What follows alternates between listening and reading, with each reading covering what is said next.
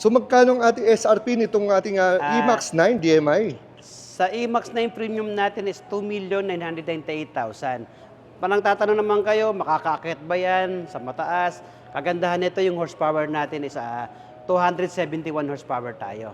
Naka-front wheel na po tayo, motor. In the same time naman sir, yung torque natin o yung panghatak natin po is 315 Newton meter po tayo. So napakalakas talaga niya, no? Yes po. Kahit loaded po tayo, wala tayong problema sa mga akyatan po. Malakas po yung electric motor natin.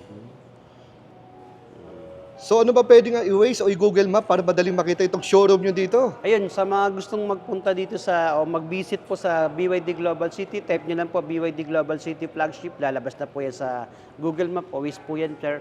At pwede nyo rin akong hanapin, Dave Mancera po. Ayun. So again, sir, maraming salamat sa pagpapaunlak mo sa ating mga chillaks. Till next time. Yun, pa-heart naman tsaka pa-share para maraming makapanood. Yun lang, salamat.